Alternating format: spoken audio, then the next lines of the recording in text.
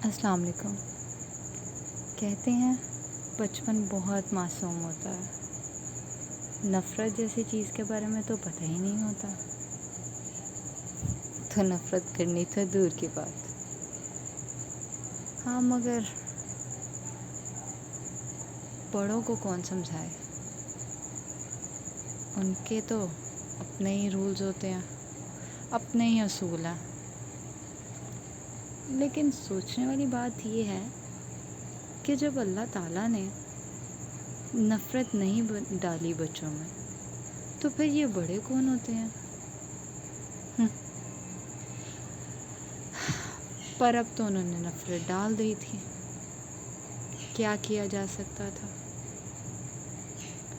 میں اس سے بہت نفرت کرتا تھا، یا پھر یہ کہنا غلط نہ ہوگا کہ ہم دونوں ہی ایک دوسرے سے بہت نفرت کرتے تھے، اور وہ ذاتی نفرت نہیں تھی جناب، وہ تھی ہمارے بڑوں کی نفرت جس کو ہم نبھا رہے تھے،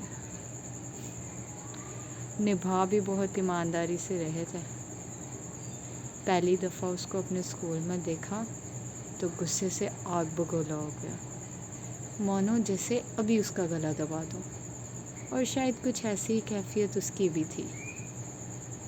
خیر، اسکول تو اسکول، جب کلاس میں پہنچا تو پتہ چلا کہ صرف اسکول ہی نہیں، وہ میری کلاس میں ہی ہے۔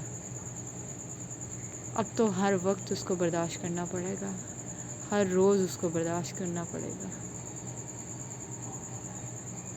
یوں شروعات ہوئی ہماری نفرت کی، یا پھر ہمارے بڑوں کی نفرت کی، جس کو ہم نبھانے لگے تھے۔ کافی لائق تھی وہ، بہت شارپ، اور میں ٹھہرا پاسنگ مارکس لینے والا لڑکا، مر کے پاس ہونے والا، یا پھر یوں کہوں کہ مشکل سے ہی نمبر پورے آتے تھے۔ ایک دن اسکول سے گھر پہنچا تو پتہ چلا کہ میری نالائکی کے ڈھنڈورے پورے خاندان میں پیٹے ہوئے ہیں، اور پیٹے بھی کس نے؟ اسی نے سب کو بتا دیا کہ میں نالائق ہوں۔ سن کر اتنا غصہ چڑھا کہ سمجھ نہیں آیا کہ کیا کروں، بس سر پر خون سوار تھا۔ اگلے دن اسکول پہنچا، نہ آؤ دیکھا نہ تاؤ، یہ جا کر ایک تھپڑ رسید کر دیا اس کے منہ پر۔